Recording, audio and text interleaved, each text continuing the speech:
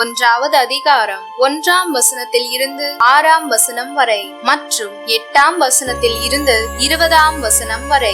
யூதா அரசன் யோயாக்கீமின் 3ஆம் ஆட்சியாண்டில் பாபிலோனிய அரசன் நேபுகாத்நேசர் எருசலேமுக்கு வந்து முற்றுகையிட்டான். தலைவராகிய ஆண்டவர் யூதா அரசனாகிய யோயாக்கீமையும் கடவுளுடைய கோவிலின் கலன்கள் சிலவற்றையும் அவனிடம் கையளித்தார். அவனும் அவற்றை சீனார் நாட்டிலிருந்த தன் தெய்வத்தின் கோவிலுக்கு எடுத்து சென்று அவற்றை தன் தெய்வத்திற்குரிய கருவூலத்தில் சேர்த்தான். அப்பொழுது அரசர் தன் அரண்மனை அலுவலரின் தலைவனாகிய அஸ்பெனாசுக்கு அரச குலத்தையும் உயர் குடியையும் சார்ந்த இஸ்ரேலர் சிலரை கொண்டு வருமாறு கட்டளையிட்டான்.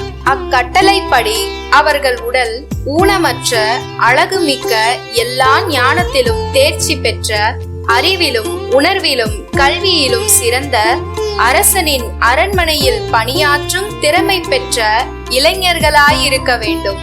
மேலும் அவர்கள் கல்தேய மொழியை எழுதவும் பேசவும் கற்றுக்கொள்ள வேண்டும்.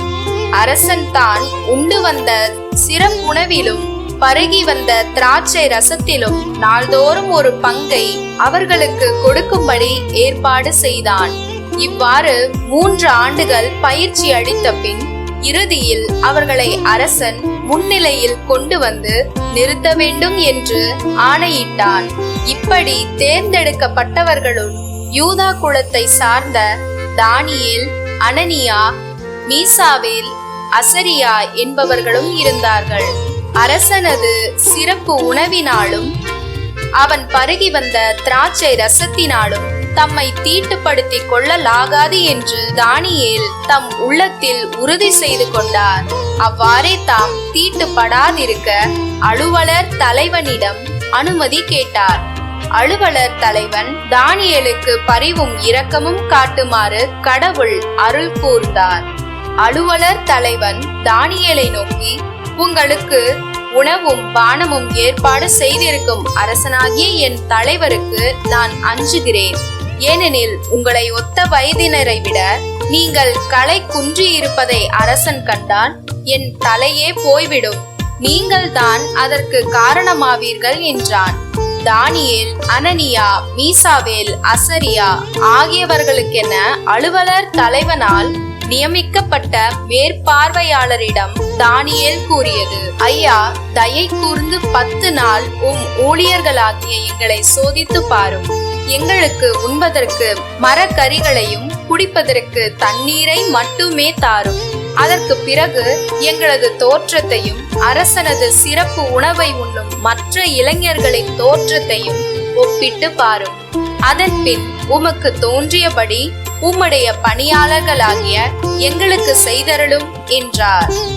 அவனும் இக்காரியத்தில் அவர்களுக்கு இணங்கி அவர்களை 10 நாள் சோதித்து பார்த்தான். 10 நாள்கள் ஆயின.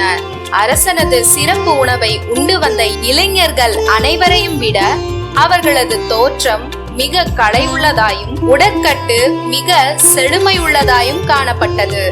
ஆதலால் மேற்பார்வையாளன் அவர்கள் உண்ண வேண்டிய சிறப்பு உணவுக்கும் பருக வேண்டிய திராட்சை ரசத்திற்கும் பதிலாக மரக்கறி உணவையே அவர்களுக்கு கொடுத்து வந்தான். கடவுள் இந்த 4 இளைஞர்களுக்கும் அறிவையும் அனைத்து இலக்கியத்தில் தேர்ச்சியையும் ஞானத்தையும் அருளினார். சிறப்பாக தானியேல் எல்லா காட்சிகளையும் கனவுகளையும் உய்த்துணரும் ஆற்றல் பெற்றிருந்தார். அரசன் தன் முன்னிலைக்கு அவர்களை கொண்டு வர வேண்டும் என்று குறித்த நாள் வந்தது. அலுவலர் தலைவனும் அவர்களை நேபுகாத்நேசர் முன்னிலையில் கொண்டு வந்து நிறுத்தினான். அரசன் அவர்களோடு உரையாடலானான். அப்பொழுது அவர்கள் அனைவருள்ளும் தானியேல், அனனியா, மீசாவேல், அசரியா ஆகியோருக்கு இணையாக யாரும் காணப்படவில்லை. எனவே அவர்கள் அரசன் முன்னிலையில் பணிபுரியலாயினர். ஞானம், விவேகம் சார்ந்தவற்றில் அரசன் அவர்களோடு கலந்துரையாடினான்.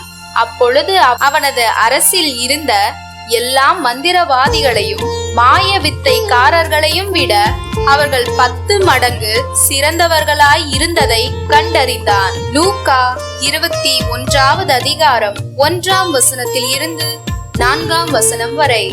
அக்காலத்தில் இயேசு நிமிர்ந்து பார்த்தபோது செல்வர்கள் தங்கள் காணிக்கைகளை காணிக்கை பெட்டிக்குள் போடுவதை கண்டார்.